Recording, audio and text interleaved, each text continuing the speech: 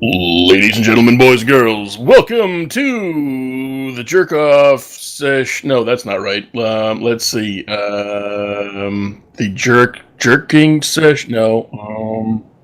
Jerky corner. No. This is awkward. I already regret this. Indeed. I am Byron. I'm sort of taking point on this one because I goddamn want to. And as with me as well is, as always, is it says here, Mike. I am here. Right? I smell a luxury car after being at the car show. How was the car show, sir? Car show was good. I enjoyed a lot of things. I got to sit in a BMW M6, which Shit. Kind of an interesting note if you're unfamiliar with it. That's actually the car I use in the online racing league. So very nice. And I heard that there was the king of all eggs. There was the king of all eggs, the Koenigsegg. Fastest Yes. car in the world right now. Jawohl, the Koenigsegg. Oh, isn't it Dutch? It is Swedish. Swedish! The Swedes. They are very good at hockey and curling. Uh-huh. I'm still using the German accent because I can't do a Swedish one. Some other interesting stuff. There was a Formula One car there. I'm not sure what year it was. Judging by the look of it, it was either a late 90s or early 2000s McLaren. Oh. There were a number of McLaren cars next to it, which was very cool. There were a number of Porsches because it is the 70th birthday of the Porsche. So there was an entire room dedicated to them. And some other interesting stuff was the Mercedes Quicksilver was there, which racing fans will know what that is. And pretty much any brand you can think of, except for, ironically, no Alfa Romeo this year. Yes, the Beta Romeo. Mm-hmm.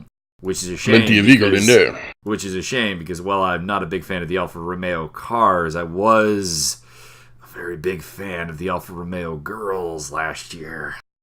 Yes. Very nice. Which leads us very well into Raw, somehow.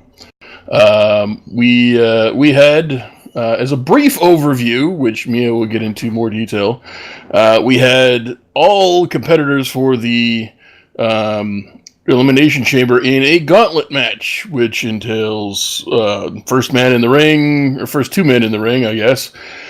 Whoever wins goes on to the next match, and the next match, and the next match, and however long the fucking gauntlet is. And I didn't see any point whatsoever in having any of these matches. None of them made any. It doesn't make any sense to have these matches. Yeah, I had the same thought on that. Yeah, so why don't you fill us in on some details, sir? I enjoyed the matches, but I totally agree with you. This kind of blew a lot of the spots I was looking forward to in Elimination Chamber. So, Rollins was your Iron Man. He got to eliminate both Roman Reigns and John Cena. They were not amazing matches. They fit the theme of the gauntlet of both guys trying to save a bit of energy. Which is another problem here, is that gauntlet matches usually aren't amazing when you do them realistically, because guys kind of hold back while doing it to save the cardio. Because, we learned Seth Rollins is going to wrestle for over an hour here, so, he's got to cut it. On a side note, he didn't. Yeah, I know. I noticed that. They were blowing the time out of the water there. And 51 minutes. I just watched 2 OSW review episodes, and one of them was the Royal Rumble, and apparently they were fudging the times as well. Oh, they between. You know what? I just never noticed. I always just took for granted that was the only real thing they ever did, and now it's all a lie. It's all a lie. It's still a lie to me, damn it. Then they had... yes, I actually did divvy up the time. He spent 58 minutes and 57 seconds in the ring. Oh, I didn't even think it was that much. Yeah, just about an hour, but they said it's well over an hour, which is not the truth. Yep. Elias eliminated Rollins, so they gave the heel the cheap heat for eliminating the exhausted guy. That's fine. Then we had Elias versus Balor. This was okay. I kind of noticed in this that I had noticed during the Elias Rollins part that John Cena gave actually a pretty good promo, talking about path to WrestleMania. He was putting over Rollins pretty good, did a good job. And then I noticed that during this one, Rollins had a promo, which makes me wonder, did I just miss Roman's or did he not have one? I think he did, and it's just Roman. Just Roman being Roman. Anyways, Balor eliminates Elias. Then we get Balor and The Miz. Miz uses the Miztourage to get the distraction. They took a lot of abuse in the match as well, which is okay. And Skull Crushing Finale pins Balor after he misses the coup de grace. Yep. And that leads us to Miz and Braun. And this was actually the most amusing part of it because I actually enjoyed The Miz realizing like I've won. I'm one of the last two. This is amazing. And then, crap. Yeah, this last match, according to the Internet Wrestling Database.com, this match went 11 minutes. Why? What the fuck? Yeah, I don't really know. In fact, I don't even know why there was a match here because the gauntlet wasn't for anything. Miz is terrified of Braun, and I don't blame him. Yeah. Why didn't the Miztourage just attack Braun and let him run away? And, Braun wins by count. Mm-hmm. Yeah, Braun's winning that match. 100%. Do the right thing and get your heat in. Don't be a fucking sitting duck.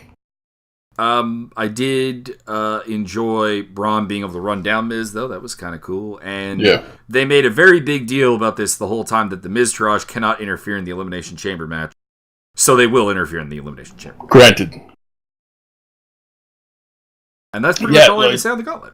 Yeah, didn't make any sense. Okay, so you just gave up your whole Elimination Chamber. I mean, you can do some other things. You can work a solid pitch. You didn't gain anything from this. Nothing. Yeah. Nothing was gained. The only thing that's going to be... Okay, the only way out of this is if you just did all... And this is exactly what this was. This was all wobbly be by the numbers. You good guy wrestle good guy wrestle bad guy, good guy bad guy, good guy bad guy wrestle spot. This was just 1 2 3 4 5 6. This is where the blue goes, this is where the red goes, this is where the brown goes, this is where the black goes, and then you end up with a horse at the end of the fucking painting session. This was just an hour and a half of, or was it more? I don't even know. After the commercials, this was like an hour and a half of by the numbers, probably 2 hours. Yeah, it was about half the show. Yeah, let's just say an hour and a half to 2 hours of by the numbers standard junk. This is why Japanese pro wrestling is so much better. And then the only way you get out of this is if the Elimination Chamber, which is tomorrow, which if anybody's listening to this is probably the same day, the only way you get out of this is if it's completely different. If you did that intentionally, if you had these matches intentionally to get your by numbers crap out of the way so that you can have a real match, a real wrestling match, cool, man. That is, to me, that would be the ultimate big time pro wrestling thing to do. You swerve everybody with you swerve all the wrestling fans with, Jesus, they just gave up their entire main event for their big pay-per-view right before WrestleMania with, oh god, there's a lot going on here and maybe Mania is going to be crazy. That would be the only way out of this. Pretty much. I don't know any other thing that could happen. The worst case scenario is this is exactly how the Elimination Chamber goes. Only we know that Roman Reigns is going to win. If you didn't know last year this time that Roman Reigns was winning this Elimination Chamber so that he can go on to WrestleMania and also win the WWE title from whoever, Brock Lesnar. That's why he got eliminated first in this match. Yeah, exactly. he got eliminated first, therefore he's winning. That's how that is. Just another note. They confirmed that. They confirmed that the Elimination Chamber will be a triple threat to start with, to accommodate the seventh man. Oh, I didn't hear that. So So Balor's out first. Roman, who's in first? Oh, Miz is in first, guaranteed. He lost to Cena, so that is the case. Yeah, so, I just couldn't remember what the stip or who was in that match, but Miz is in first, guaranteed, because he lost that match. They'll job Balor out right away, because Roman Reigns will also be in the first three. Therefore, he will, and I'm using air quotes, courageously struggle against the odds, and then somehow, desperately, manage to pin the world-destroying, all-conquering Elias Samson, baby, who's got the last spot. Jesus, I swear that's how this match is going to go, and it's not going to be what I want. Yeah, please, God, don't let Elias be in the final two with Roman. He's gonna. That's gonna happen. Have it be Braun. Oh no, Braun Strowman's gonna come out fourth, and everybody can kick the shit out of him for the entire match. Keep in mind that you can technically have everyone escape their pods before anyone is eliminated. It's not a gauntlet in that style. It's a but they got a time. They got a timing. Like they got a time thing on their. Yeah, okay. But they'll job like Finn Balor's going out with a roll up from Roman or some shit. That's how that's gonna go. No, by the Miz. Yeah. Oh, you're right. Braun won't be the final two because Miztourage is totally going to cost Braun the match before the final two to help the Miz. Yeah. Even though they're supposed to be putting your boy Finn Balor in a program against... That's what's supposed to happen, is Finn Balor and The Miz are supposed to have a program. It's a good job they're booking Strowman versus The Miz the whole time. You fucking retards. Yeah. And then after that, we had your boy Apollo, no longer Apollo Crews, just Apollo, because apparently one of the 5 or 6 mass shootings they had in the States in the last 2 days, the last name was Crews, so they don't want Apollo associated with that last name whatsoever, even though, I mean, you could just change the spelling, and then he's like Tom Cruise's long-lost cousin. Yeah, I could see that'd be some cool kayfabe. Mind you, I will say this: having just the name Apollo works better than some of the other names they've tried. Absolutely, but dude, that would be so. Change it to Tom Cruise spelling, so that he's the long lost half brother of Tom Cruise, and then you have the Dudley Boys 2.0. Ooh, yeah. Anyway, we had Titus Worldwide against The Bar. And the match went 4 minutes and 30 seconds long. So you had a tag match. You had a tag match against the champions that went less than half of the time that Strowman should have used to squash The Miz. What the fuck? Also, you gave the Worldwide Boys another win in a non-title match against The Bar. This is like 3. Yeah. I'm okay. I'm okay with 1 win in a non-title match. I am okay with this. That's how you can give people a win over a champion without. I mean, I'd be okay if this was a shot right after that. Well, yeah, exactly. Like I would be okay if this was a program, but it's not. They just happen to get random wins over the champs in non-title matches that don't make. Who has non-title matches in pro wrestling? Yeah, no fucking buddy, unless you're New Japan and your champion's in a tournament, and then championship matches. Yeah. Even then, if you beat him in the tournament, you get a title shot. So it's ridiculous that Apollo and Titus are not the tag team champions right now. Yeah, I don't. It doesn't. None of this make no kind of sense. We did miss 2 items before that. I just want to go over real quick. Well, I'm just looking at straight matches. If there's promos, it's not listed. Double J, Jeff Jarrett going in the Hall of Fame. Yeah. I put what the fuck. Because JEFF. There's like no one who has more heat with Vince McMahon than Jeff Jarrett. So it's weird. Well, word on the street is that Hunter got this done because Hunter's got a track record. He's the guy that got Bruno Sammartino to come back and get into the Hall of Fame. He's the guy that he's the guy that's getting all of these guys that, on top of that, apparently, the Wobbly Wobbly be paid for Jarrett's rehab this Jarrett's year. Rehab through the X-Star rehab program. So it's a little bit of quid pro quo, sort of a deal, public relations kind of thing. But if they don't have him come out to wearing that goddamn ridiculous hat with Road Dogg right behind him, I'm gonna be pissed. It's true. You gotta come on. You're putting him in the Hall of Fame, but come on, you gotta get a rib in. The other thing that happened was Asuka had an in-ring promo, which Nia Jax jumped her and left her laying. The only thing notable here was that the commentators really want us to forget that these two wrestled already. They are trying really hard to sell us on that. Yeah, and are they? Yeah, they're having a match at Elimination Chamber.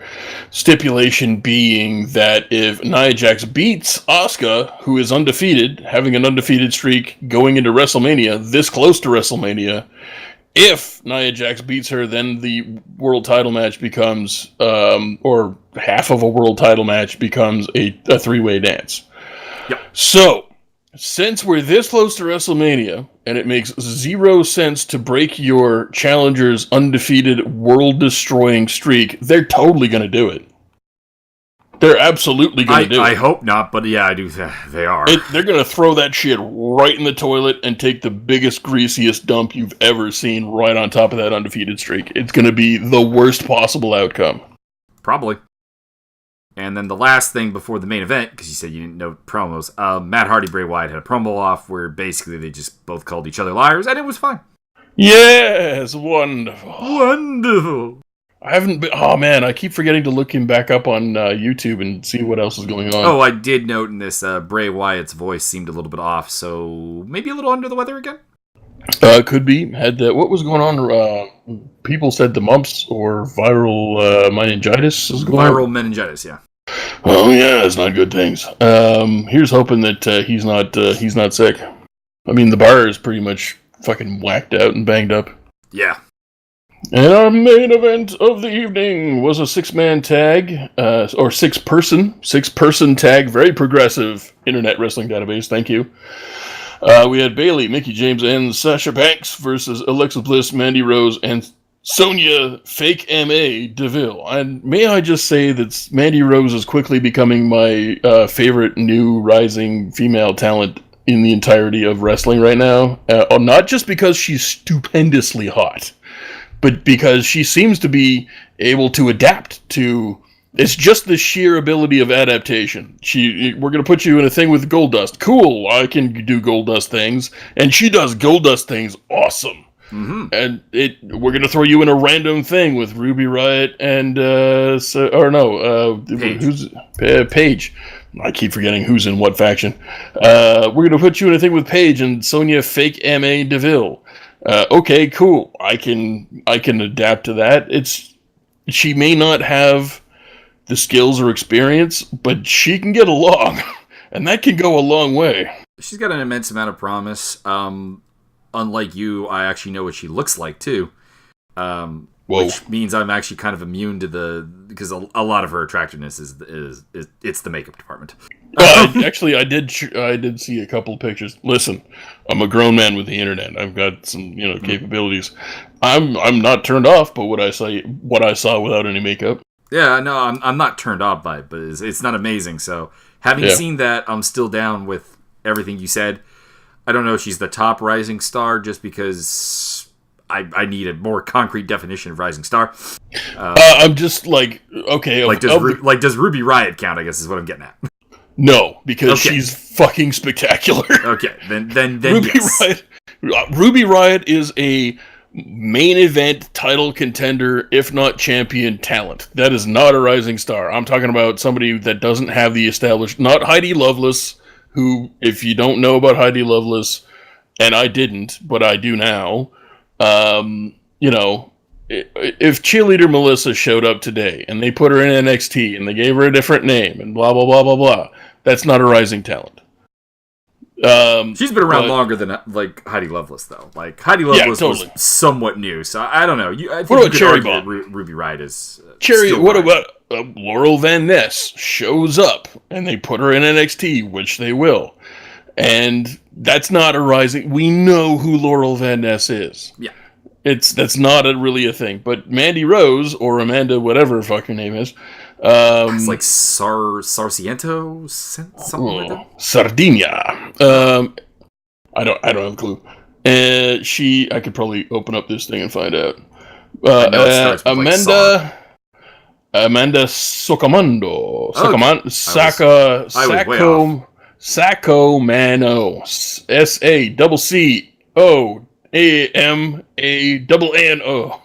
Sacomano.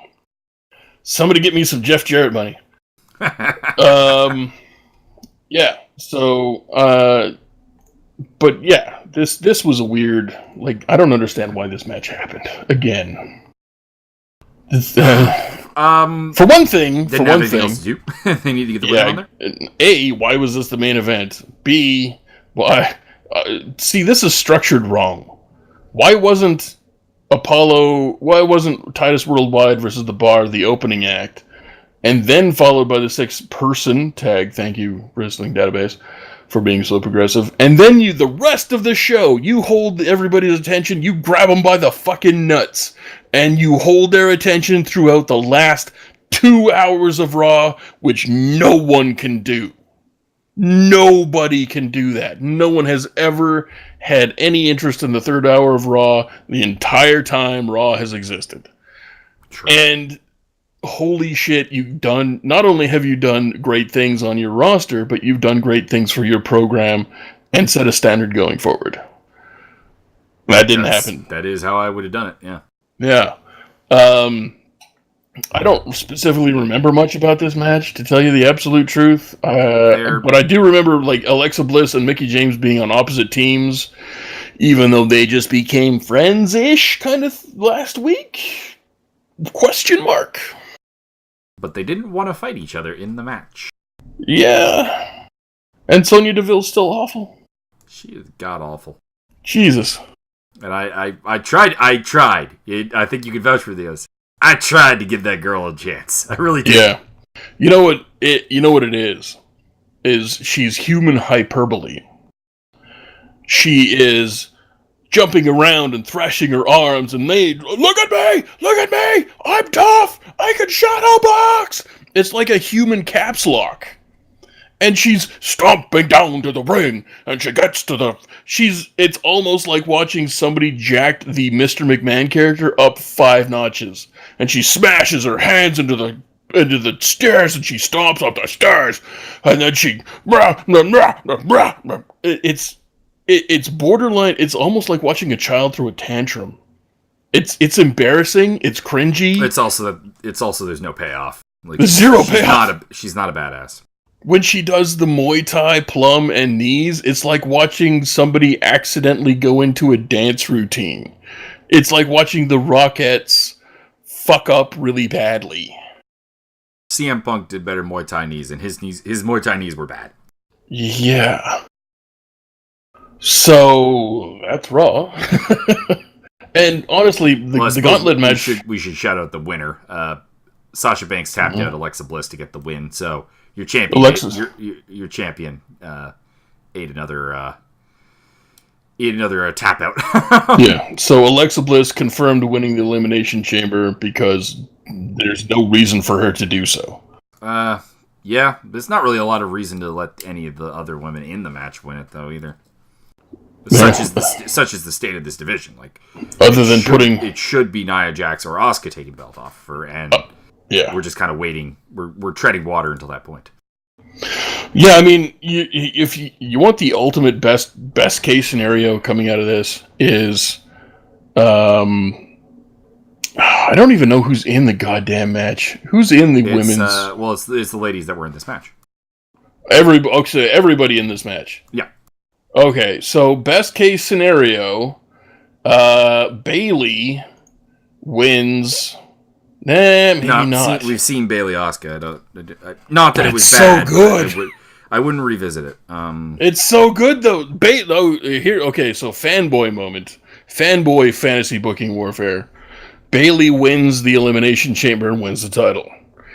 Bayley goes on to the Royal WrestleMania and defends against Asuka and wins. I wouldn't blow Asuka's winning streak on the first Mania. I would do it next year. I would do it next year.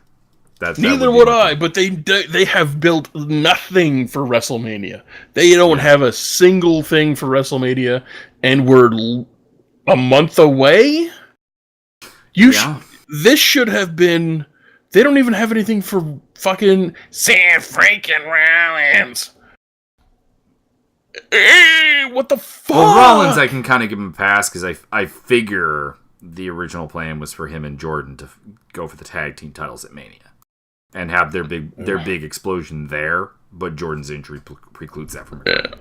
I'm still sticking with Rollins and Rousey versus the McMahon-Helmsley error. I would do that. Yeah, no, It's your only play at this point. That's the only play you've got at this point.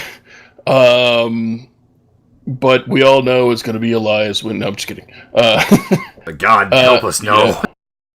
It's, I don't know. Like, if you want to make a star out of this match, totally biased, but I'd go with Mandy Rose. Sonya Deville's an embarrassment. Alexa Bliss doesn't wrestle. I don't think Rose is ready. No, not at all. As high as I am on her, I don't think she's ready. Not at all. If you want,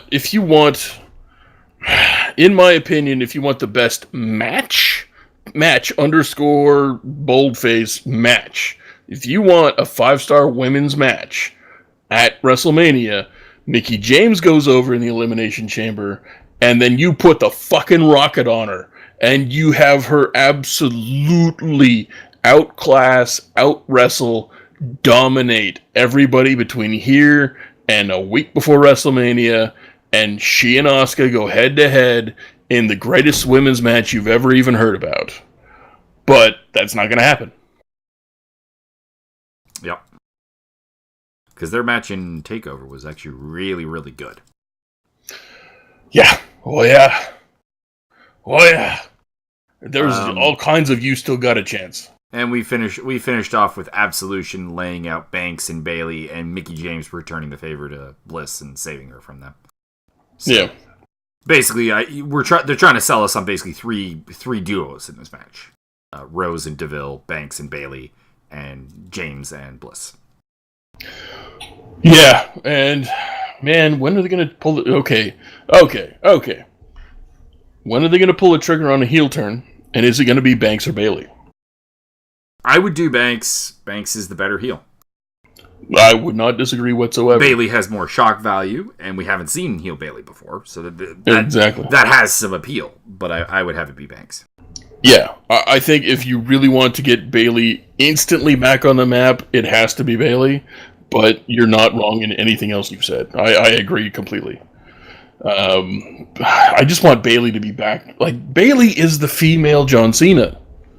But they don't know how to make money on women. Well, I don't fucking understand. They didn't know how to make money on John Cena for the longest time. I guess you're not wrong. But I don't understand what the fucking disconnect is. You had the female John Cena not on a silver platter, a platinum platter with butter, chive, whipped mashed potatoes, with extra butter and extra gravy, and just floating on top on a little bitty inflatable fucking rosemary pillow. I'm trying to go into the food. I'm going too far. But anyway, like the easiest. You had Kristaps Porzingis undefended making a layup. You make billions of dollars. And they fucked it up, jammed it against the rim. It flew all the way back down the court and scored an own goal. What the fuck? Well, we've been through this. WWE is not good at making stars. And they hate women. And I don't know why. It's kind of like the UFC is not good at making stars, but there's a rationale to the UFC not wanting stars. There is no rationale to the UFC or to the WWE not wanting stars. Yeah. Wow. That's really all I got to say about Raw at this point. All right, time for SmackDown then. SmackDown Live. We had a dark match to lead us off between Jimmy and Jailbird Uso against Rusev Day, and the Usos went over because fucking reasons. I mean, you can have all the non-title matches you want on SmackDown, on Raw Down Live, but you can't have the SmackDown champs do the job in a dark match. Why not? It's a dark match. You're having the Raw champs do jobs on live TV. Yeah, and we've established that doesn't make any sense. Jesus. So we open with a manner of shenanigans, which I believe you have extensive notations on. We had AJ Styles coming out there, and he's talking about wanting to beat up Kevin Owens and Sami Zayn. It was interesting because he'd be like, Renee, follow me for a second. Follow me. I like that. You see that announce table? That announce table is the perfect location to smash Kevin Owens' head. But while I'm doing that, Dolph Ziggler could be pitting Sami Zayn in the ring. And Renee, walk with me here. You see those steps right there? That's the perfect location for me to smash Sami Zayn's head into it. But while I'm doing that, Dolph Ziggler could be pitting Kevin Owens right here in the center of the ring. And I thought it was interesting that every reference he made was Ziggler pitting someone. I like that. And he just completely ignored Baron Corbin almost the entire time. He cuts a promo about the dangerous parts of all four of his opponents. He gets to Baron Corbin. That's when Baron Corbin comes out and talks about how I beat you, AJ. You can't beat me, man. Hey, I'm sorry. And Baron Corbin to me is always just a stoner. To be honest, he's a stoner bully. Ironically, it's like he's the guy that's high as fuck, and then somebody pisses him off, but he can't quite focus. Then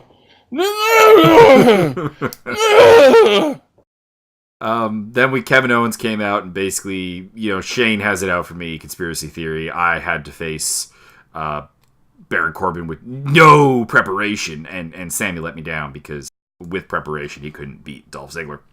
I like the fact that Shane comes out and he's like, yeah. I mean, you're not wrong. Here you go. Here's a match. Yeah, pretty much.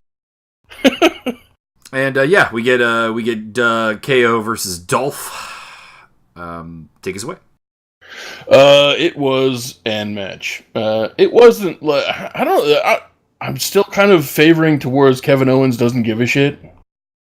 But it was. You're not wrong, because I take us back to, you recall when he was feuding with AJ for the U.S. title, and I remember saying not particularly nice things about those matches, which is very weird because I'm saying not particularly nice things about AJ Styles versus Kevin Owens. Yeah, it's Kevin Owens very much man. What analogy am I looking for here?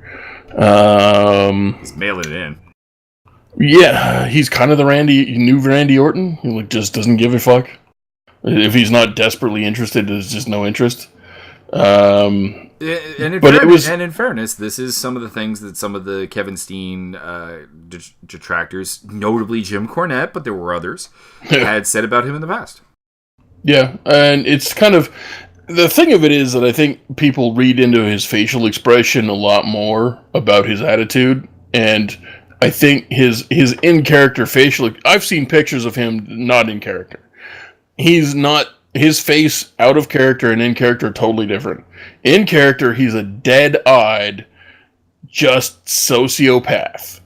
Whether he's a heel or a face. Pretty much. He's kind of the Ryo Chonan of wrestling, where you can't really tell what's going on, because he's got flat shark eyes, and he might be ready to stab you in the groin, or he might say, hey, good job. You just don't know. But I've seen him take pictures with fans. I've seen him stuff with family. He's a much different person outside of what's going on in wrestling. The problem is that the character face kind of carries into some of the match, and the match was good. I didn't have a problem at all with the match, but when I see Kevin Owens against Dolph Ziggler, I'm in for a treat. This is gonna be a thing. This is gonna be 4.5. This might be more stars than that. This might be maybe a little less, but this was okay. This was fine. I would say good, but that's as far as I'm gonna go. Pretty much. Sammy came out to distract Ziggler so Owens could hit the super kick right to the ear and get the 3 count. And Sami Zayn's facial expressions, I said last week, that dude is a predator in disguise. Wow.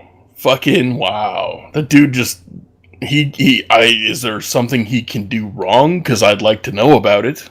Yeah, this was Sami Zayn, MVP of the show. He didn't do shit.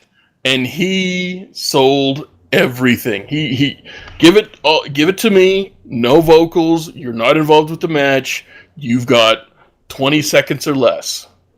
Boom. Tell me he's not good at cooking or something, because Fuck, man.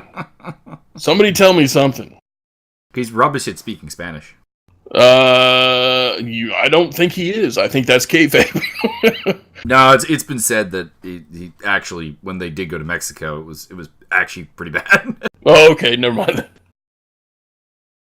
So, yeah, oh man, I love the shit. And he just kind of looked at Owens, and Owens gave him the flat kind of, I'm a sociopath, but I'm intrigued. And Zayn just kind of gave him the, And we would get more of this later. Indeed.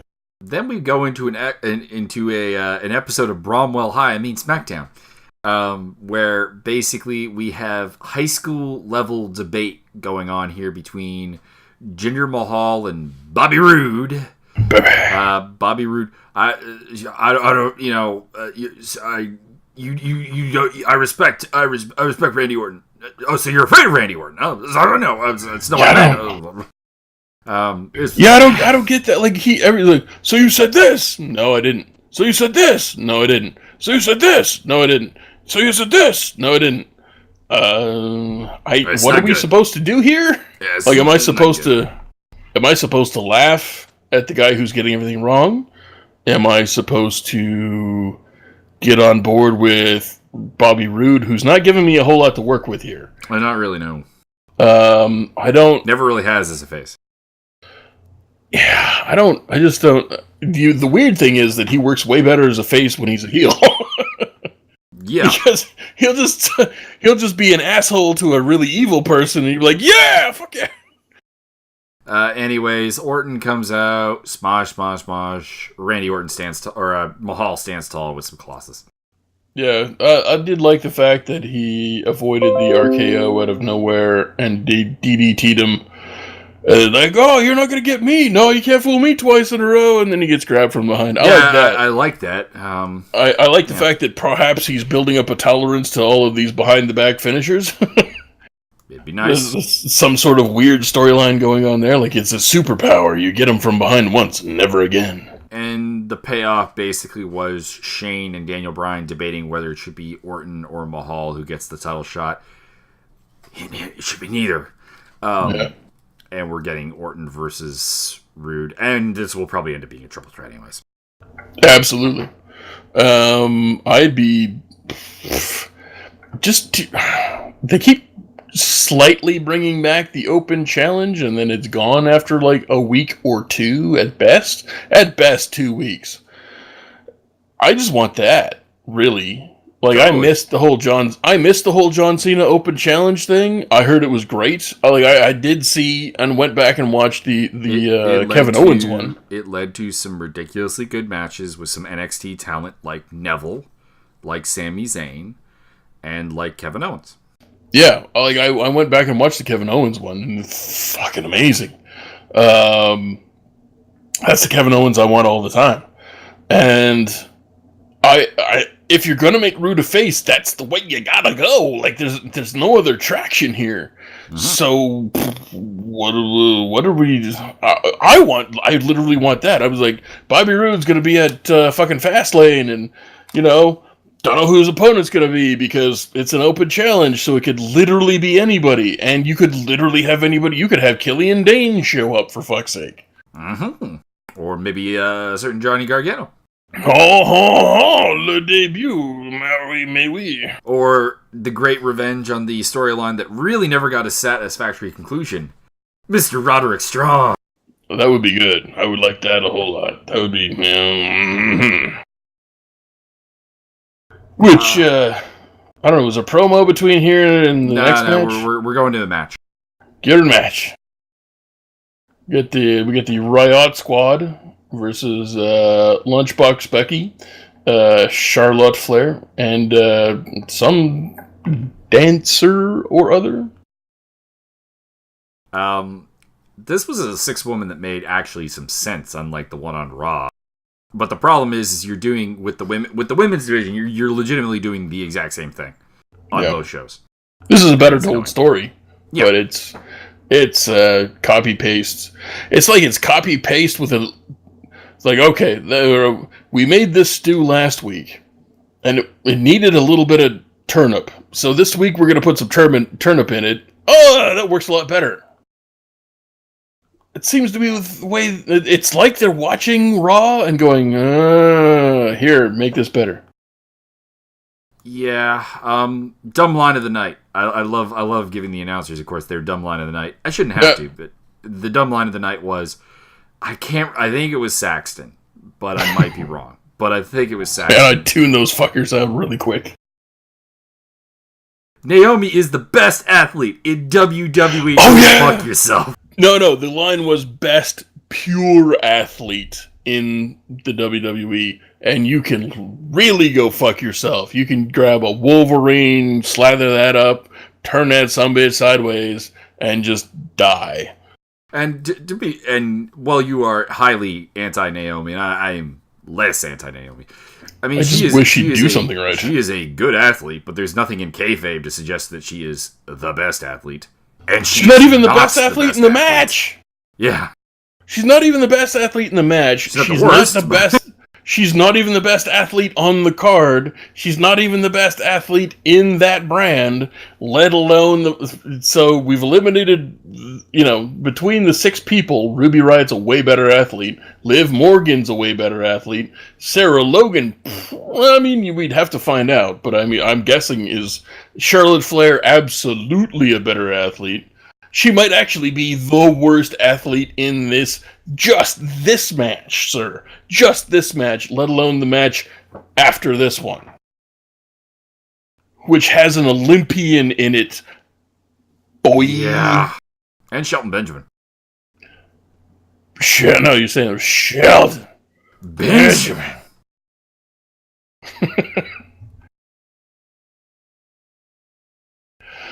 Pretty good, actually. I've had me some whiskey. So, the match was not bad. It told the story of Ruby Riott not wanting any of Charlotte, and she got to pin Becky, so she gets a little bit of momentum, and eventually throughout the course of the night, we would get a title shot granted to Ruby Riott.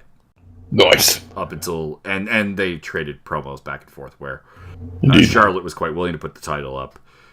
And then the thing was they shot these in the wrong order.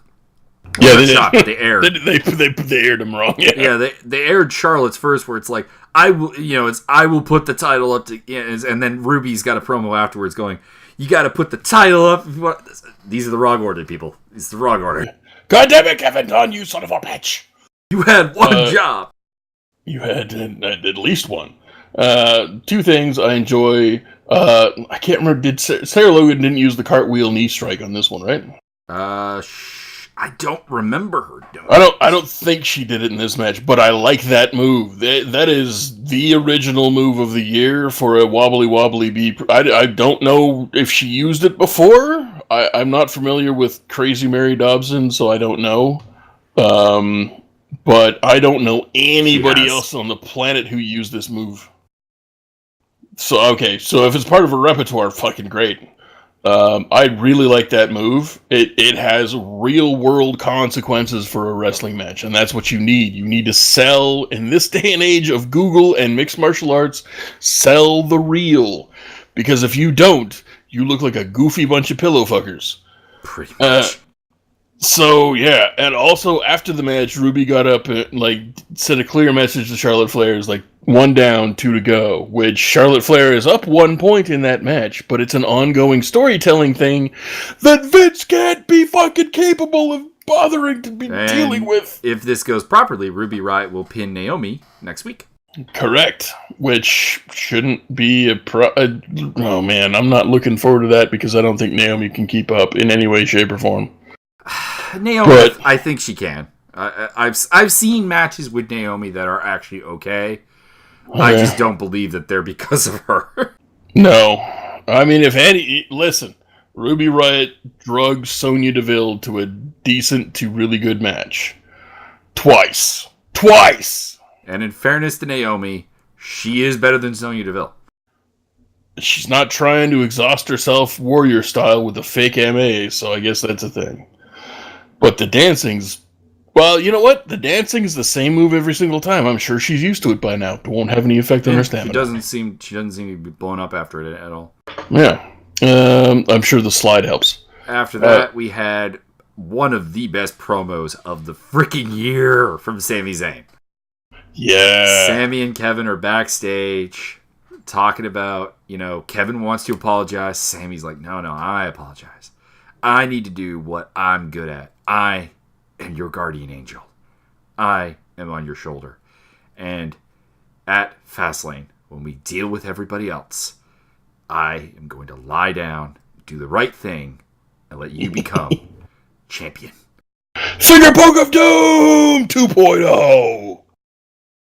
It's going to be great because you know what's going to happen. Oh, really, please. Fantasy booking warfare come to life. Mm-hmm. Please let it be this way. Please let it be exactly how he says. And then small package and Sami Zayn's your champ. Yeah. That's, whoa, got a 3/4 chub. It's I've seen, admittedly not so much in WWE, although we have seen it in WWE, but I've seen it done to death on the independent scene, the Kevin Owens heel turn on El Generico. Yeah. I need the flip side. Yes. Oh man, the last 2 weeks, the Super Predator in hiding has emerged, and I need that payoff. I need it with all of my being. You know what? I don't even need this the lay down. Oh, but I kind of do. I'm trying to figure out a sequence on this one. If he does the lay down, what do we, other than a small package roll up, what do we have available from here? I don't know. I kind of want him just to kick, like haluva kick him in the back of the head and just fucking pin him. I want either that or I want the small package roll up, and then I like Sami the small Zayn's package champ. roll up more. But but you can't do that because motherfucker. But then you get Nakamura Zayn in WrestleMania, and my dick just got all the way hard.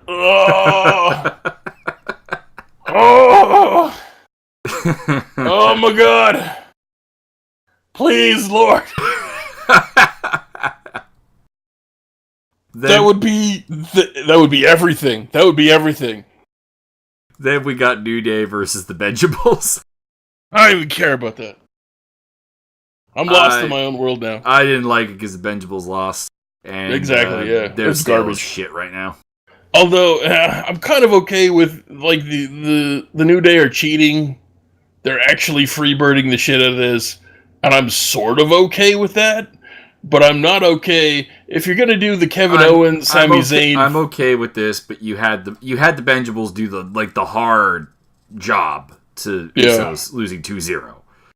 And now you've had them doing largely nothing but losing, and they beat the Ascension, but that doesn't really count. I got two problems with this. One, the Lunchables aren't getting the same kind of attention, or they're not getting any attention from management on this one. Like, we've been fucked every fucking time out. We've literally been fucked every single time. Kevin Owens and Sami Zayn have been marginally fucked sometimes, and they're getting all the attention. I need Chad Gable and Ben, I need the Lunchables to corral. That's the other thing. We're basically getting the same storyline further down the card. Yeah, and with a lot less payoff.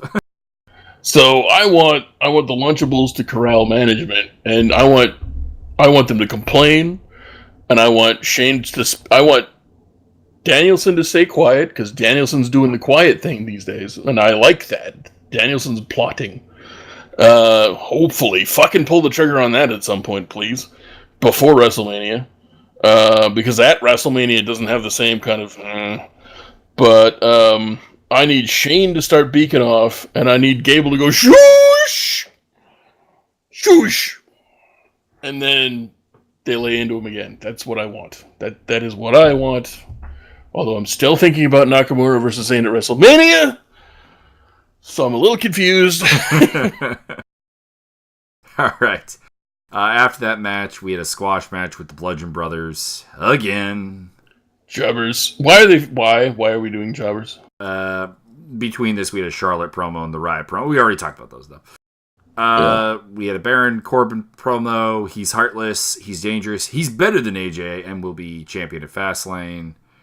And, I had a note here where I guess apparently as Apparently, it wasn't official that Riot would be facing Flair, because now Daniel Bryan makes that official, and we also have Orton and Rude official as well. Hey! And then we had AJ Styles versus Baron Corbin. This was a pretty darn good match, because AJ Styles is one of the 5 best wrestlers in the world.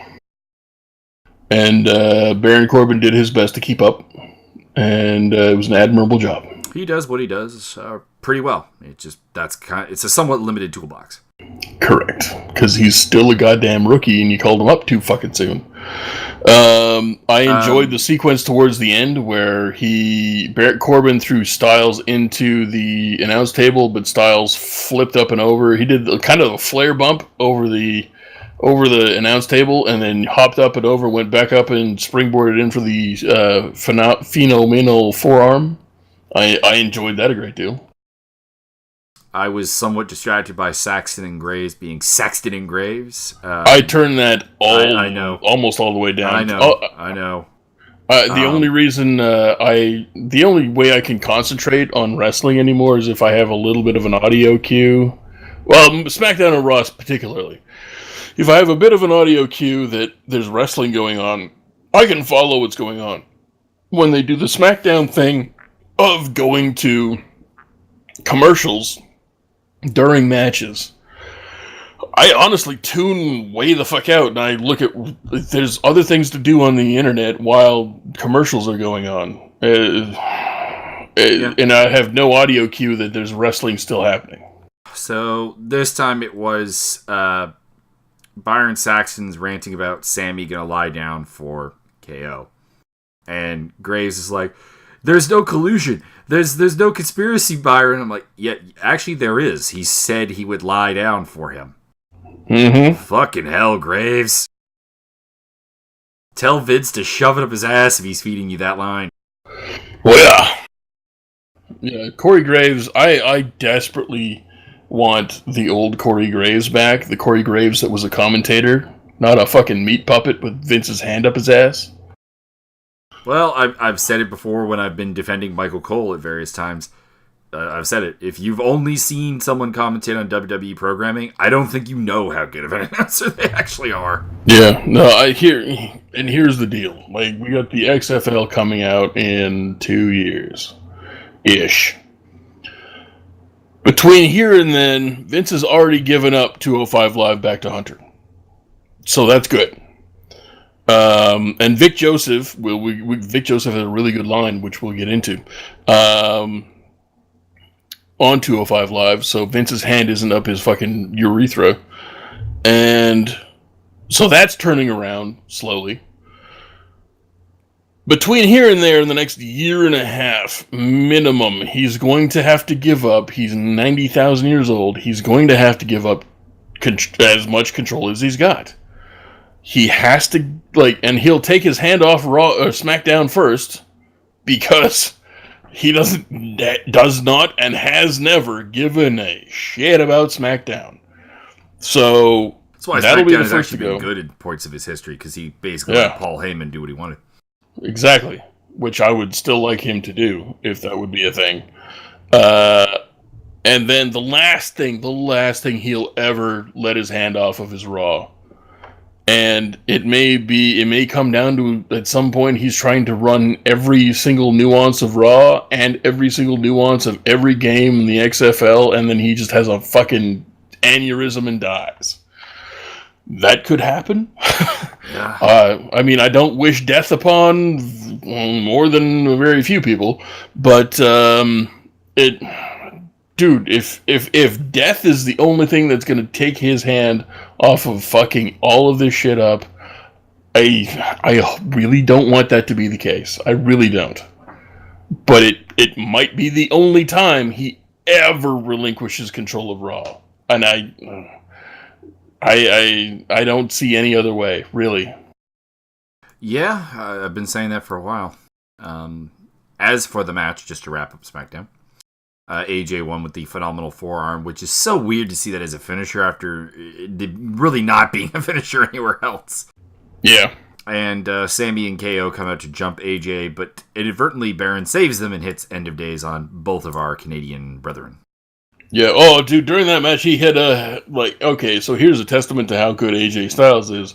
AJ Styles set up and made Baron Corbin deliver an end. Was it a deep six or an end of days? Deep six. Deep. I can't remember. They're all spinny, flippy, fucking slimy moves. He hit a spinny slammy on AJ Styles that looked like $1,000 trillion. Holy fuck.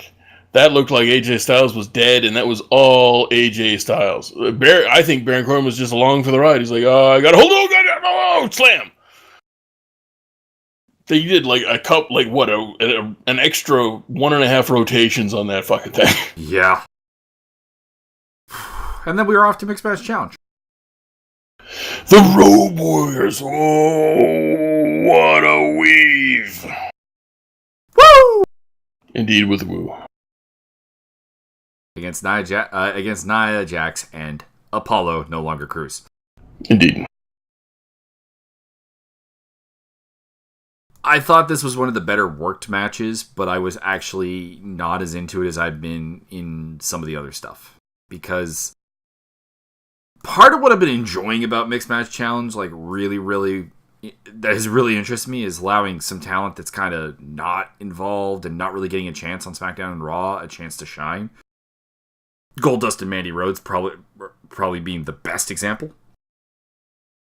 But yeah, I enjoyed the interplay between the Road Warriors. Mm-hmm. That was really kind of.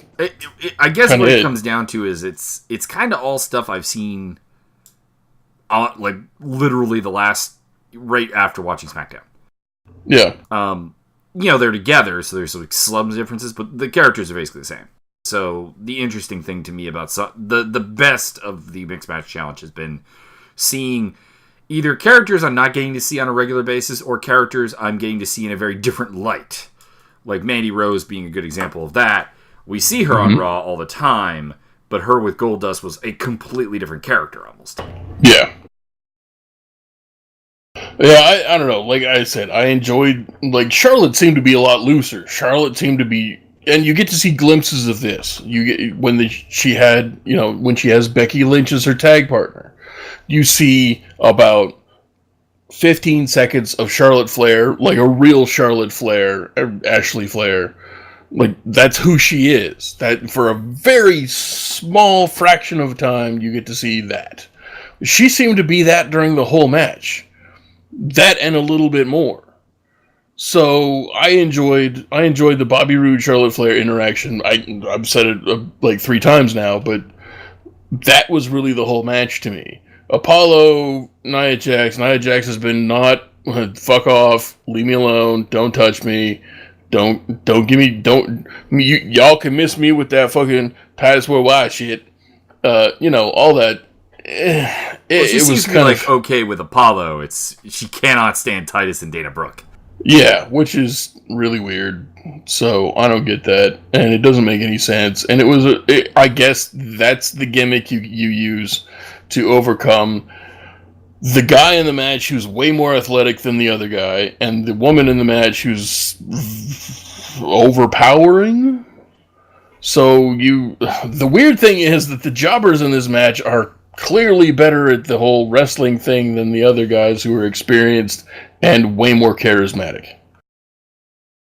So that's how you get around that, I guess. And it was a cheap way out, and it wasn't well booked. And like I said, the Road Warriors were the only thing that I was really paying attention to. Everything else was throwaway. I did enjoy Apollo tripping Titus when Nia pushed him. Mm-hmm. That was kind of neat. So, what was he doing? Like, I don't understand. It basically was like a schoolyard thing where he like got down on all fours to trip Titus when he got pushed. Yeah, I know, but why? Like, was he looking for something? Afterwards, he left with Nia as opposed to staying with like kind of shrugging and followed Nia out. So maybe that'll turn into a storyline to get him away from Titus. But they're also having their best success as a tag team. So yeah, the timing is pretty bad. That doesn't make any sense. Oh, whatever. People I think is it Steven Larson keeps saying that this is non-canon, so none of this applies, but I kind of hope that some of it does. Well, the thing is, even if it's non-canon, you're still seeing it, and it's kind of dumb. Well, yeah. Well, I mean, that's 80% of the Wobbly Wobbly Bee is just shit that don't make sense. 205 Live, take us away, sir. 205! What I have written down here is 205 tape delay. We start off with your boys, Davari versus the best kept secret, Buddy Murphy. I mean, they gotta be strapping a rocket to this guy's ass, because if with a name like Buddy Murphy, that has no play whatsoever. Who gave you that name? Buddy Murphy's theme song is Dubstep in 2018? Did Vince just find out about dubstep? Is this a Vince thing? Is this an old guy thing? Oh, the kids, the dubsteps. That's the thing. You need the dubsteps. I think you can make dubstep work, but I don't think at any point it would have worked with Buddy Murphy's character. He's a laconic, vanilla guy. The dubsteps ain't gonna work. At one point, Nigel called the inverted DDT a slop drop. I marked out for that. I have written down Godwin's OP. The point blank arm drag into the fucking turnbuckles was quite the fucking thing. At one point, your boy Davari hit everything, including the kitchen sink and 3 nuclear bombs, and still didn't get the pin, and pulled the most ridiculous Jim Carrey cartoon face ever in the history of man. I loved it. I have written down, yeesh. I think there's some cringe attached to that. It was, I can understand the comedy value. I'm not disagreeing with that, but it looked fucking ridiculous. Oh yeah. There were 1,000 false finishes to this match, and by the time the actual finish came, I was not paying attention at all. They had false finished the shit out of this, and I was bored. And then it took them a while, like a long while, to get a replay on what the actual finish was.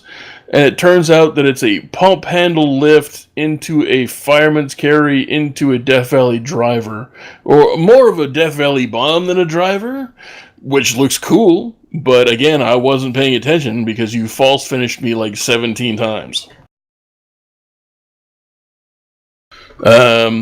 And yeah, it's just this match was not impressive because there's nothing I haven't seen like 1,000 times before. There was nothing new here.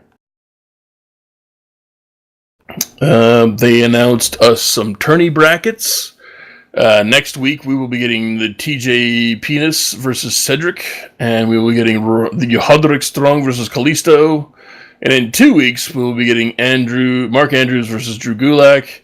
And your boy, Buddy Murphy, trademark, teeth gleam, ta-ting, versus the winner of the main event, which is going to be Jack versus Ali.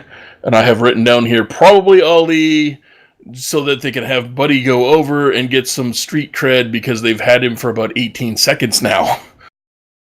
Nobody knows who the fuck this guy is. Again, was a member of a relatively prominent NXT tag team, but yeah, it's... Never heard of him. They've done shit with him for a long time. Yeah, I don't know who this guy is. I never heard of him. I've been watching NXT for a little bit now, 2.5 years. No clue. Where's this guy been? Like, have they been just have him turning tricks in the garage behind the fucking performance center? Like, what the fuck? Yeah, I don't really know what happened with him and Blake and Murphy, because both of them wound up just gone. Yeah, I don't know. I mean, I guess they got a real tag team in the Mighty Don't Kneel, and they're like, oh, we don't actually need you guys now. Thanks. So yeah, I have written down that Ali will go over prediction. Spoiler alert. Then we had your boy Lunchbox Dorito. And Grand Metallic versus Random Jobbers. And we had a term Jobbiers. Le Jobbier. Bon oui. We had Vic Romano, or what's this guy's name again? The announcer, Vic Joseph. Vic Romano. Oh no, he's not cool enough to be Vic Romano. Right, you are, Ken. Vic said, I think he said something to Nigel, like, "Oh, you ever got an invite to the Lucha House Party?" And Nigel, of course, no, I have not. "Oh yeah, I have. This is great. We had a great time at the Lucha House Party. It's great." And I enjoy the face announcer, quote unquote, doing quote unquote cool things. It's cool to have the guy that you're supposed to like do cool things. It's cool, man. If you want me to identify with the good guy, he has to be cool with me. Yeah. He has to be identifiable. Not just a complete putz, which... Not a fucking white bread retard. Holy shit. One of the jobbers' names was Corazon Delgado. Oh, Le Corazon. That is correct. I'm looking on the database right now. Corazon Delgado and Evan Daniels. It's like Buddy Murphy. Why don't you just try John Smith? Mm-hmm. Yeah. So, the only other note I have for this is this is a weirdly competitive match against jobbers. This is a little bit strange. Yeah. Don't understand that. Yeah, I'm a little disappointed by that, because I'm a massive fan of both Lince Dorado and Grand Metalik. Correct. So, and they did get the win, so that's helpful. And then we had some more. I can't remember if there's promos or not. I don't have that written down. Inconsequential promos. Inconsequential. We had your boy Jacques the Ripper versus Mufasa Ali. Jacques the Ripper comes out with some straight up secondhand vaudevillains gear. What the fuck? He came out with the 3/4 length. Listen, I'm talking shit, but I thought it would actually work for him really well. I thought it looked good on him. I thought he worked with it extremely well. It fits in with his character. I didn't have a problem. But that is what I wrote down. Jack with the vaudevillains gimmick trousers. What WTF? And then he hit a pose, waiting for Ali to come down. And dude, that dude's been working out. That dude's got some latissimus fucking muscle. That guy's got a V-taper.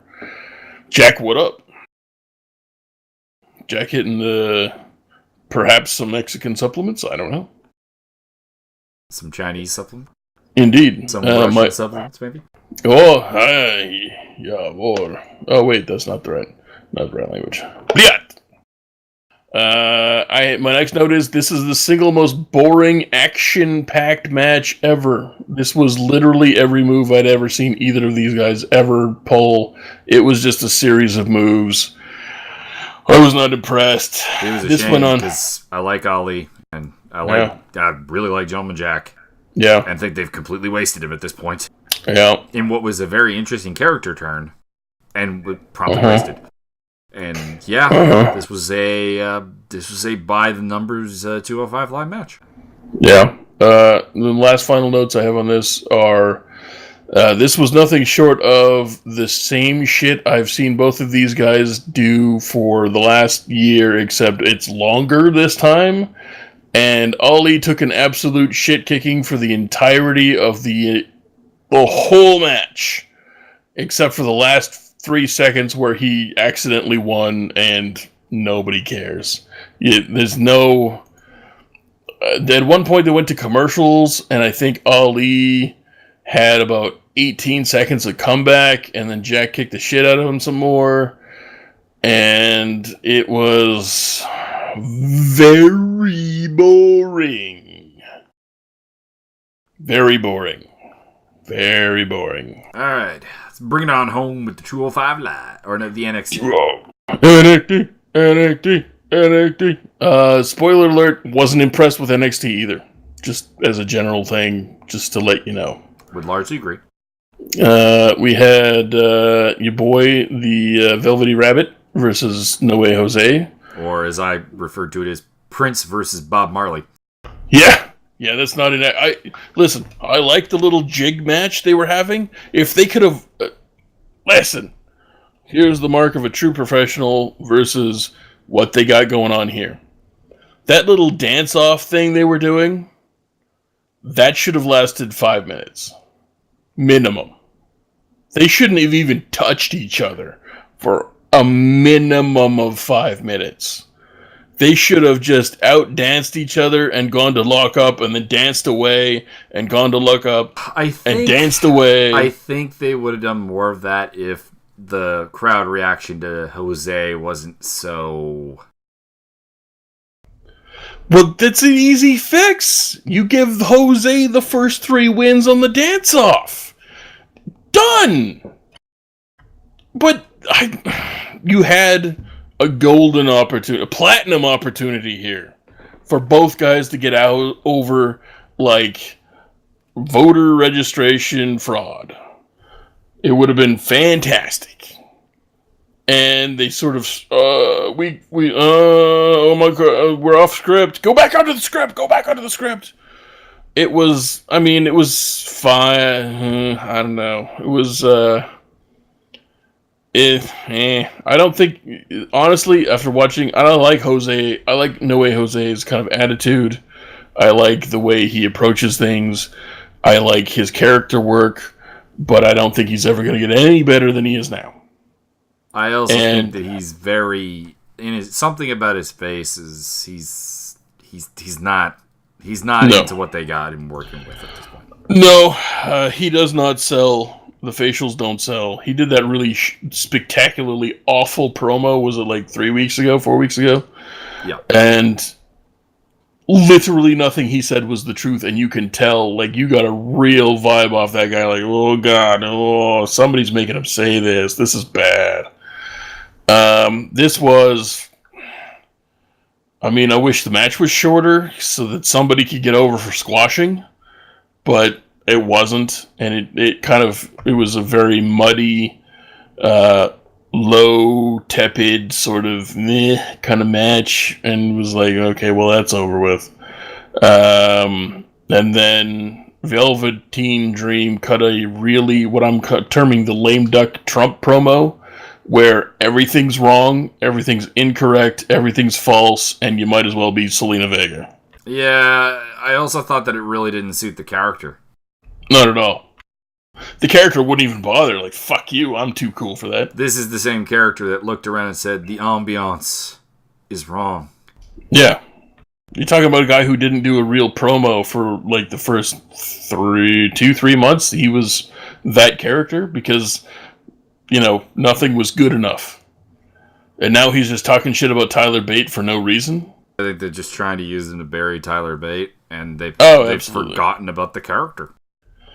Absolutely. It's wrong, and you've done it wrong, and, I mean, it would be cool if he stopped trying to be Rick Rude and stopped trying to be Prince. Take what you got now. Stop doing Rick Rude's hip swivel because you're not him. He's not very good at it. No. Am I wrong? There's something wrong with his body, isn't there? It has a bit of a weirdness to it. He's got a posture problem, and I don't get it. He sticks his ass 6 feet out behind him. If that's part of the character, like you're trying to sell, like he's ambiguously sexual, and maybe perhaps he's into that sort of thing, I guess that's cool, but there needs to be a reason for it. I think that is part of it. They just haven't really made it tremendously clear. Yeah, I want to say, before we go tremendously further, I like the Velveteen Dream. Yeah. I think there's a massive amount of talent potential. Absolutely. He's proven me wrong because I thought this gimmick was dead. Oh, yeah. But every so often there's just it something doesn't work. Yeah. There's something wrong with his presentation. There's something wrong with his posture. There's something wrong with the way he holds his hands. And I pointed it out before, I don't know, does he not know what to do with his hands? Did somebody just just open them up and hold them up? Just like, look at me. Hold them up to the heavens, like, look at me, goddammit. But he's got this weird, clampy, pointy, I'm gonna make shadow puppets thing going on, and he he arches his back he crouches and arches his back and shoves his ass way out, but then he has to try and compensate by putting his shoulders at the same level as his ass. So he's got this weird Bowie thing and then twirls around with his hands having cramps, and I don't get it, and he looks super uncomfortable and not natural, bottom line.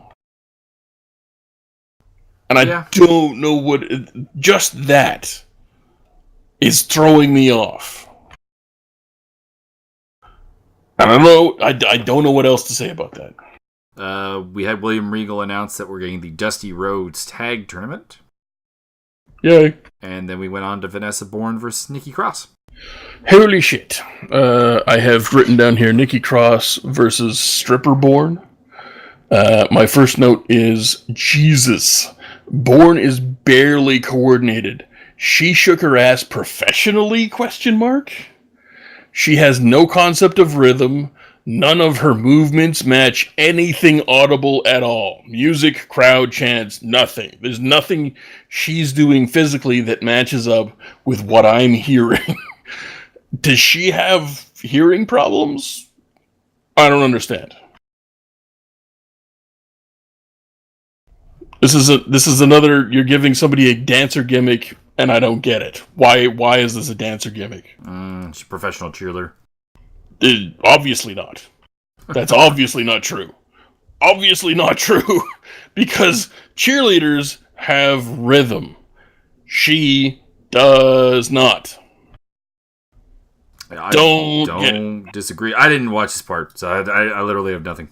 Fair enough. I watched the match, but that was it. Well, I watched the whole thing because I'm a dedicated professional. When she came out, I kind of lost a little bit of interest, and I was prepping for the race. Yeah, fair enough. And then when Nikki Cross came out, I'm like, okay, now I'm interested. Woo! Dick got hurt. This is gonna be some violence. Because my initial thought was because she had a competitive match before the Mae Young Classic with Bianca Belair, and they're pushing Belair, so I assumed they were pushing Bourne. So I assumed this was gonna be a squash match. Yeah. I wasn't wrong. I just assumed she would be the one doing the squashing. Yeah. And we got Nikki Cross. Yeah. I don't know. This match was not a very good match at all because Bourne doesn't have any rhythm. I will, to a degree, defend Bourne in the sense that she's. We've said girls are green before. Mm-hmm. She makes the girls we talk about being green look seasoned. That's how green she is. Okay, sure, okay, cool. I will take back some of what I have said, but if they continue to push her, I demand instant improvement. And I mean instant. I demand her to gain 50 matches worth of credit versus brain. I'm kind of wondering bizarrely because some of the women they've done. I'm starting to wonder how good the female trainers are in NXT. And I don't want to besmirch the name of Sarah Del Rey because she's amazing. Are you talking about Sarah Del Rey? I have her phone number. I will let her. I'm just kidding. The success rate with the ladies is not good. I think the problem is that the ladies that they're getting are they're pulling in cheerleaders for fuck's sake. What the fuck? Oh, she's an ex-Marine. She's a cheerleader. These people have had 18 matches between them. You look at the success they had with Mandy Rose, who's former fitness model and nothing else. Yeah. No wrestling background prior. Did a spectacular job. So, I mean, it can be done. It's just the percentages are not good. No, and the follow-up to that is why the shit are these people on TV? Well, I mean, on the network. But ordinarily, you'd be putting these people on T-fucking-V. Or pay-per-views. You can't do that with these people. They don't know what they're doing. What the fuck? I mean, you put... going back to the OSW review, and they did the Royal Rumble, shit that I've glossed over and forgotten, they highlighted the whole Carmella and Becky Lynch schmozzle, where Carmella clearly doesn't know what the fuck she's doing and fucked up 15 seconds straight of weird ass. All she had to do was be in position to take a Bexploder. She did that wrong, did everything wrong, did the things wrong, did the next thing wrong, did swapped over, did the thing wrong, and wrong. You can't do that. You can't do that, but they are doing that. And I don't get it at all. Why are they trying to populate? Are they desperately, and I mean desperately, trying to make up for lost time, fill roster spots, just populate? If that's the case, then you got a lot of jobbers and you got some top talent, and you need to job out the jobbers to the top talent. You need to stop doing these random competitive matches and just let Nikki Cross obliterate people. And I'd say the other thing I've said is if you're having a hard time populating a women's division, you shouldn't be doing these multi-women matches constantly. No. Because you're wasting the talent you have in the same storylines and not allowing them to work with anyone else anyways. Exactly. So I don't know what the fuck they're doing. I don't think they know what the fuck they're doing. And you know what? Weirdly, a part of me thinks that this is all Stephanie's fault. I think that Stephanie desperately wants and needs all of the women. I think there's a thing going on where she wants to have as big a female roster as there are men. And it would add to her trying to create herself into the Vince McMahon. Exactly. No doubt. And it's very much a diversity affirmative action thing going on where you're just hiring people based on gender, based on race, not based on qualifications, and you're gonna get what you're gonna get. That's all there is to it. There's no, hey, you may get lucky. You may hire 2 black lesbian wrestlers who happen to be the best, and you can push them to the moon. Or you happen to hire whoever else of any other ethnicity, of any other sexuality, and 99% of them are shit, but you push them anyway because you need to fill the roster spots and fill the demographics. And in the long run, you're crippling yourself. Which leads us into our main event. Andrade Cien Almas and Johnny Gargano. Yeah, this match barely registered with me, to be honest with you. It was by far the worst of their 3 matches, right? 4 matches? 3 leading into... I think this is their 4th total. So yeah, this was not bad, but... No. It was not good. It didn't blow my socks off. And the problem is that we know that these two can blow my socks off, because they have. Oh, fuck yeah. Oh, Jesus. That match... Listen. I think I've said this in one of the previous things, but the last takeover, I watched the last takeover live as it was happening, and Joey and I were chatting back and forth on Facebook, going, "Oh my god, oh my god, oh my god, holy fuck, oh my god," and memes back and forth. And as soon as it was done, I jumped up. You were having your one of your weekly races. Be sure to tune into Mio Dread's channel, which will be linked in the description. Okay. For the for the races, if you want to see what the heck Mio does with digital cars. But I jumped right in that. As soon as I saw that there was like 3 people in there and not like 4 or 5, I jumped up in there. We are watching this tonight. You, me, let's go. I will rewatch this right fucking now. That's the kind of match they had at the takeover, and this was just sort of a series of moves that they both do, and then it ended. Tremendously disappointing, because it's not a lose-lose town, because if Almost loses, he just loses the title. But this is, as it turns out, Johnny Gargano's last match in NXT, and I didn't really like that being on a TV show as opposed to a takeover, and I certainly didn't like it being this match. Well, yes. No, I agree with half of that. Most of that. Sorry, OSW reviews. I agree with the fact that it should not have been this match. God, no. Fuck no. I don't have the card up here on my screen. I don't know how long the thing went for. I think it went for at least 17 minutes-ish. It was fairly long. I remember thinking that this was going to be a long match when it came on, just because of the time left in the show. Yeah, this was, again, which match was it earlier on that had the weird... This was like a Daivari versus Murphy again. There were so many false finishes, I just legitimately didn't give a fuck after a while. It did not register, had no impact. It was just finish after finish after finish after what could have been a finish after, oh my god, he's hit 3 finishes in a row, and then he finally goes for a pin after a big-ass move, and he still doesn't get the win, and it didn't matter after a while. Doesn't register, doesn't have an effect, and then Morrow still having laryngitis or whatever the fuck's going on with him. Started screeching like a barn owl.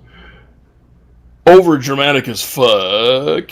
Morrow, I love you to death, and I am a huge Morrow Ranallo mark. This was his worst performance at the last like 3 minutes of this match was his worst performance I've ever heard. I will also throw this out there that I had the match spoiled for me, so I knew what the finish was going to be. I didn't really have a problem with the finish because Gargano upward and forward going to the main roster so Vince can like put pink tights on you and please then you put him get on to 205 Live. Please so no. That he's away from Vince. Please put him on SmackDown. Ooh, that's Listen. Gargano versus Styles. Gargano versus... the matches are fantastic ideas. Amazing. But Vince is totally going to put a pink dress on him. And Vince is going to make it, like, shave his face, make him grow long blonde hair, and parade around and just eat suplexes. That's what Vince is going to do with him. He's going to waste one of the... Again, here's a question for you. Gargano, top 5 wrestler in the world? Top 10. All right. What about top 7? I could see top 7. Or top 7. Top 7 wrestlers in the world! And you put them on SmackDown with probably 2 of the others, depending on who you classify where. Shinsuke and, possibly 3. Possibly 3? AJ, Shinsuke, and Zayn. So if you have 4 of 7 top wrestlers in the world on one brand and you can't make it work, kill yourself. I said earlier I don't wish death upon people, but that's one of the times you should probably just eliminate yourself from the problem. You are the problem, and you should go. Just go. Just go away. Should have a bit of a Mr. Rogers with Johnny moment from Robot Chicken. Yeah. I got shocked by the track. I thought we were going to fix this. Yeah, Mr. Rogers, solving the problem, Johnny. Solving the problem. You should just go. Because if you have Zayn, Nakamura, Styles, and Gargano, with on top the option... on top of that, you got Owens, Ziggler, Gable, Benjamin. Yeah.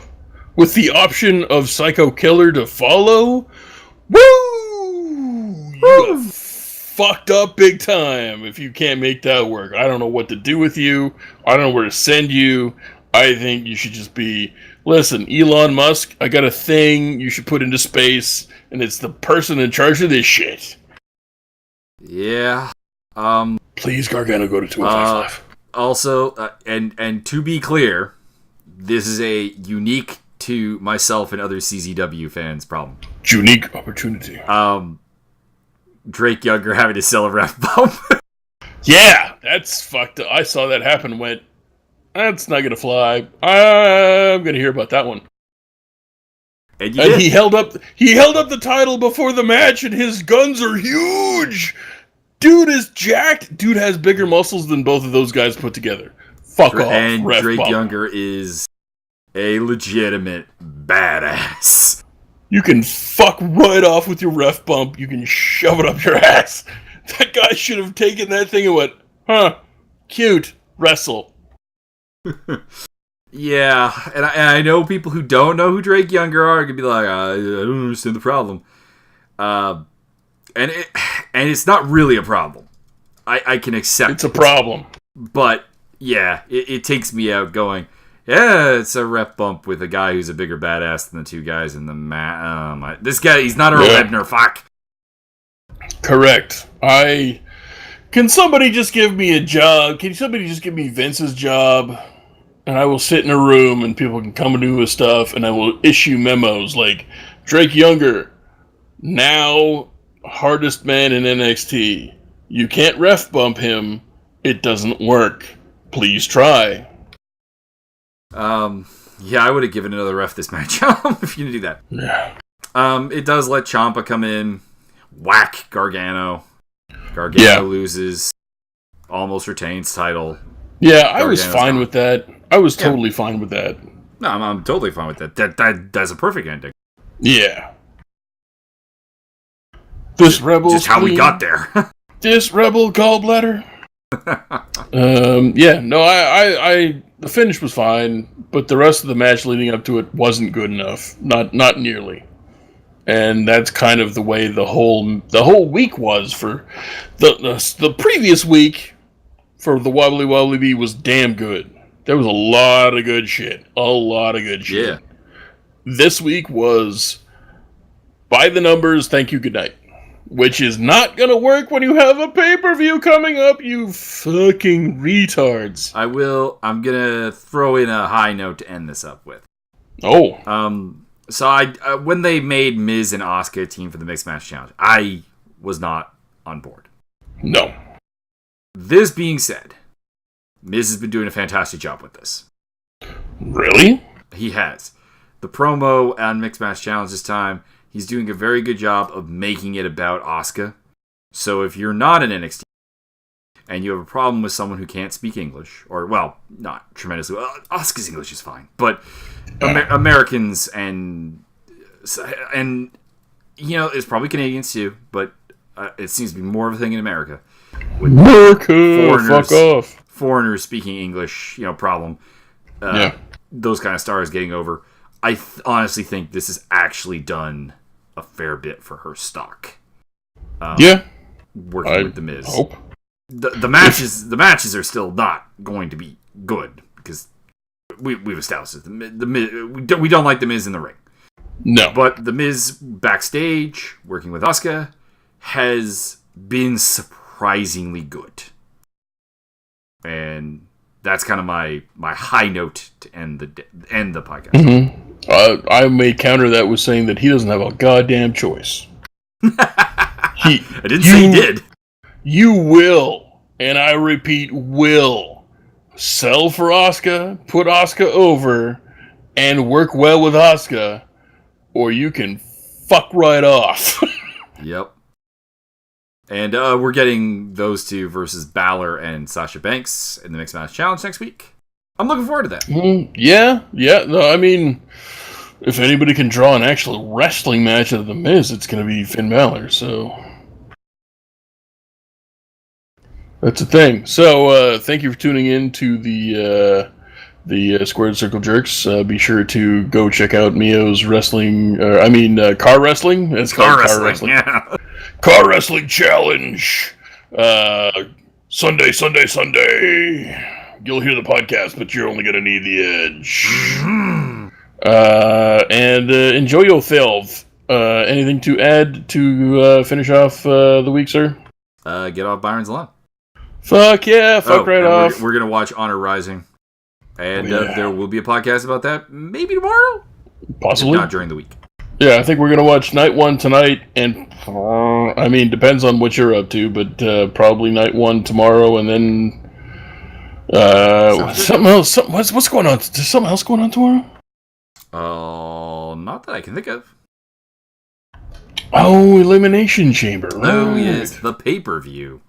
Right! So we'll be back with that as well. We should probably watch day 2 earlier. Yeah, I'm down with that. All right, all day wrestling, baby. All right, so enjoy yourselves, everybody. Piss and off. Get off Byron's Law. Correct.